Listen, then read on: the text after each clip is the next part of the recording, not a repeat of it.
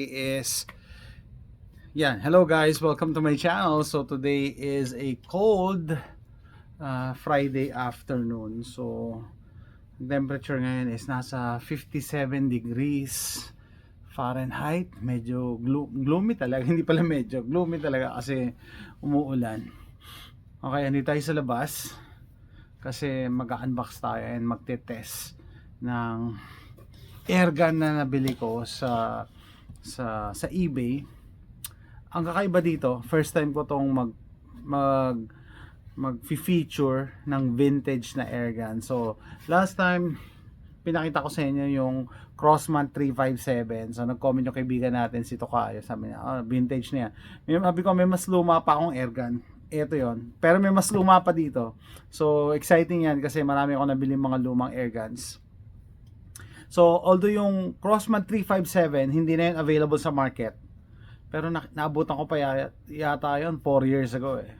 Ito, pinodus to mula 1977 hanggang 1995 yata.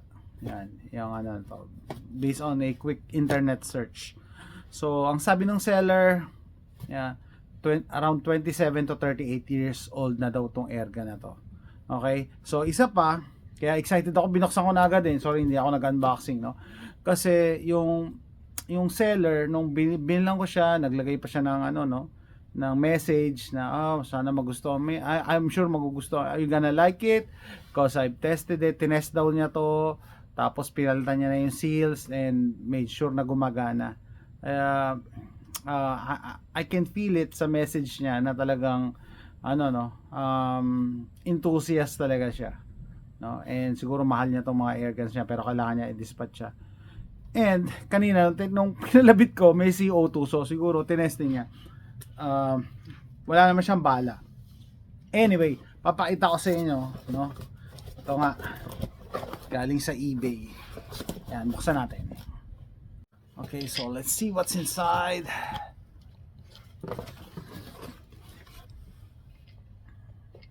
Okay. Yeah. So the seller's name is Jeff. He sent me a message. Thank you for buying a good pistol from me. Leave positive feedback if you can. Jeff, pistol around 32. Oh no, I stand corrected. 32 to 35 per pistol manufacturing. 32 years to 35 years ago. So I stand corrected, not 27. 32 to 35 years. And this as a whole. So he tested it on this box. Okay, so this is the gun, but aside from the gun, he gave me this and has a note: shoot them inside fun. Thank you. 12 gram CO2, and these are BBs. Yeah, nice, good seller. Has a manual, Powerline model 1200. There you go, printed in the USA. 4.5 BB. No date on this. Anyway, and he also gave me this. Wow, thank you very much, Jeff. Safety glasses. This was not part of the deal, including this one. Like I said, thank you. I appreciate it. I really appreciate it. And you can feel from his message that he has pride in his products that I think he previously owned. Okay, so let me show you the gun. Like I said, open it up. This is it. Daisy 1200. Okay guys, ito na yung barrel, no? Daisy Powerline 1200. Yan, kita nyo. So, ito plastic, pero yung painted niya to look like wood. It was painted to look like wood. Yung grips, plastic din, painted to look like wood. Ito yung right side of the grip, left side of the grip. Meron kang thumb rest, parang target grip, no? Diyan ka magre-rest ng thumb mo. Ito, ilalim. Ito yung logo, AC Powerline 1200. And yung material, so plastic yan. Ito metal to. Metal na yung katawan nito. What kind of metal? I don't know. So probably metal alloy. Pero yan ang importante kasi previously, nung unang panahon, ginagawa nilang mga air guns, gawa sa bakal. Ngayon lahat plastic na. Bakit? Kasi mas mura ang plastic, mas madaling gawin ng plastic. Yun nga lang, mas tatagal to. No? Imagine nyo, 32 to 35 years na pala to. Nakalagay dun sa note niya. So dito ka maglo-load ng BBs. Hulog natin dyan.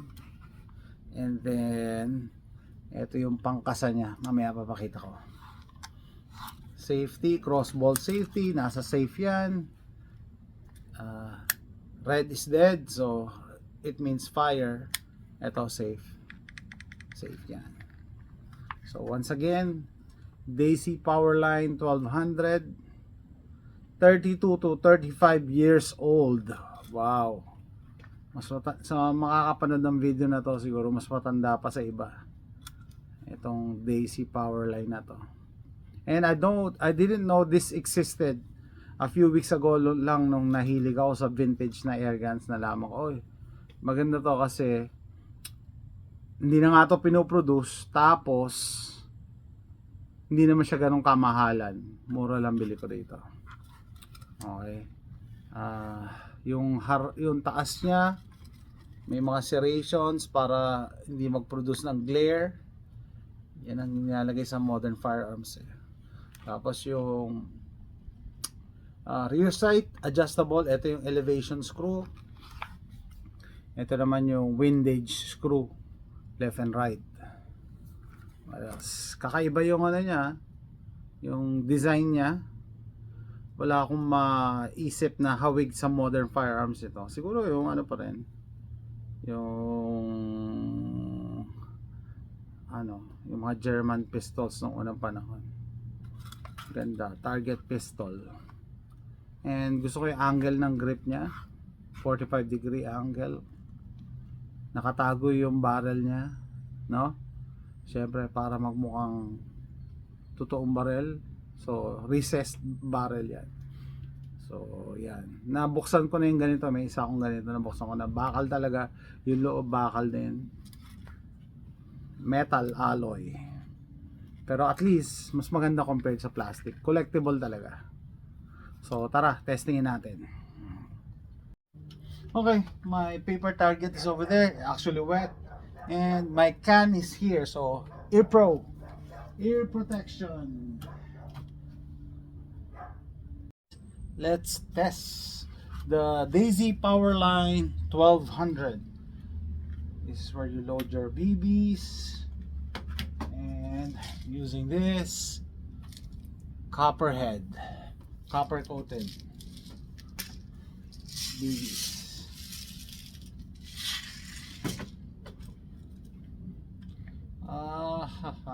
Safe. The gun is unsafe. Let's see. How do I load without dropping the BBs?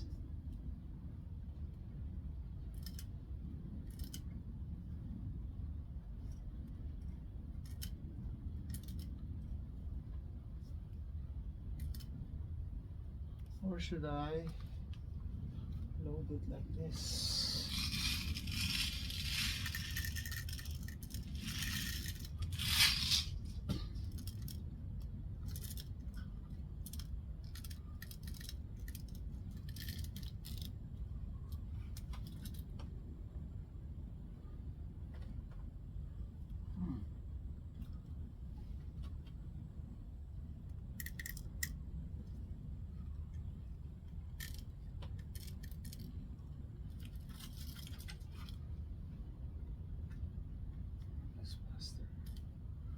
It's faster.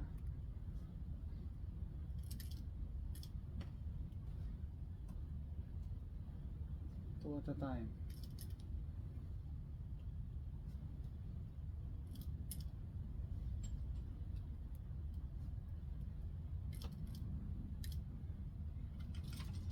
I think this is good. So this is not fresh CO2. The seller used the CO2 inside to test the gun. Safety off. Let's shoot the can. Eye protection. Here we go.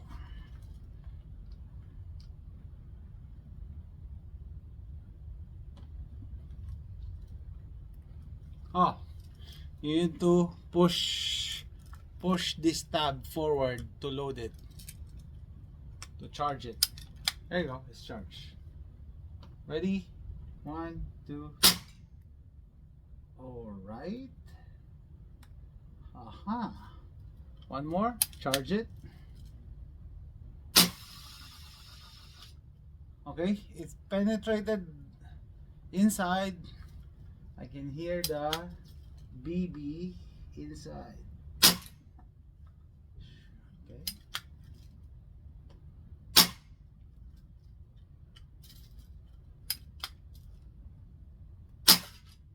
Inside. Okay.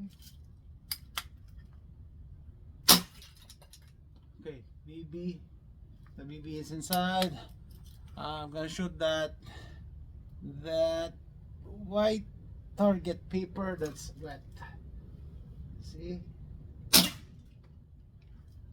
Charge it. So this is single shot. What? I think I hit the bullseye, or I don't know, more than the bullseye. Oh, let's shoot the cans some more.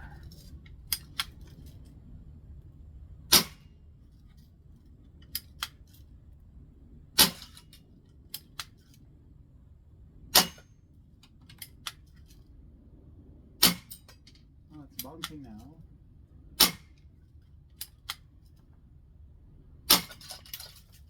It's inside. Almost hit my eye. Let me angle it. I'm too close. Bouncing, bouncing, bouncing. It's inside.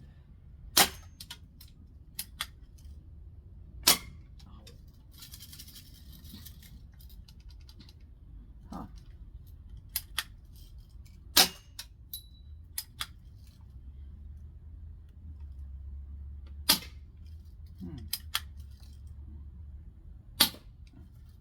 Shooting the watermelon.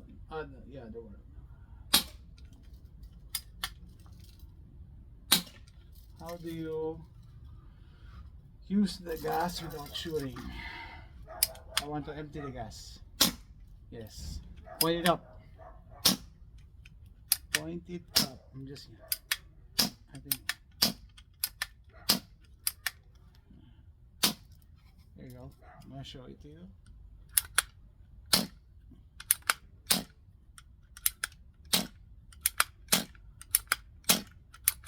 I'm emptying the CO2.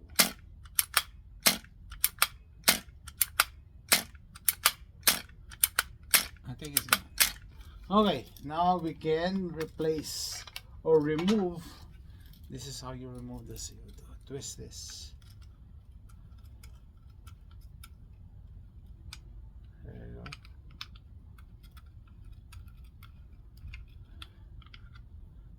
There.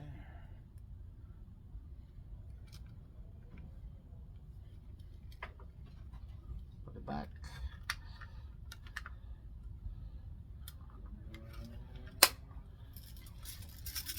We still have BBs. Let's check the targets. Okay, guys. Milk can. Oh, it went through.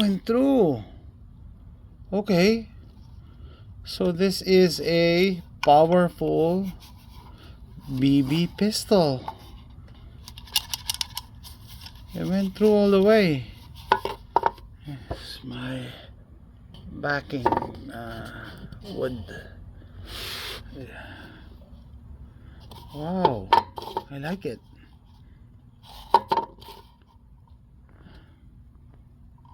There you go. It went through. Let's see the accuracy. I was surprised with the accuracy. Ta-da! Wow, this is close. Huh. I like it. Okay guys, hindi na tayo sa loob ng bahay. Malamig kasi dun sa labas eh. So, ito. Yan. Okay, so ito yung Daisy Powerline 1200. Dalawa. Actually, apat na to. Tatlo sila ngayon dito. Tapos may in-order pa ako dun sa seller. Kasi nagustuhan ko yung ano yun. Inayos niya talaga bago niya sinend sa akin. So, bili pa ako isa. Kakatawa naman. Ayan, parang si Hitman. Ito, mura lang bili ko dito. Kaso, mura ba? O parehas lang. Mas mura konti. Hindi ko napansin sira yung rear sight nito. So, ang plano ko dito una, magagawa ko ng sarili ko sight, no? Pero, na-realize ko, ito palang ano niya dito, pwedeng kabitan ng ano, red dot. Ayan, so may red dot. So, kung nanonood si YouTube, ano lang to show and tell video. Show and tell lang. No? Ayaw ni YouTube magpakita ng mga ano eh. Pag ginapakailaman mo yung airgun eh. So, pwede pala siya. Dovetail pala siya. Okay, so pwedeng kabitan. Kabitan. Mas maganda to. Naka-red dot tong isa ko. Okay. How to turn this on? Ayan. Kita nyo ba? Sa yung camera. Mapipick up ba ito ng ano? Mapipick up ba ng camera?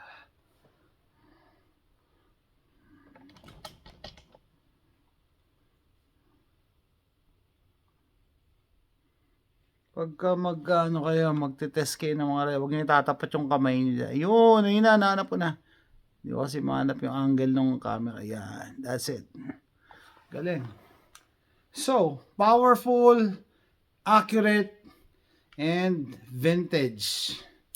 Vintage na. Mas pogi. Pero, yan pala sila. Wala akong ano dito. Ito yung mga bagay na kinokollect ko, no? Collectible siya.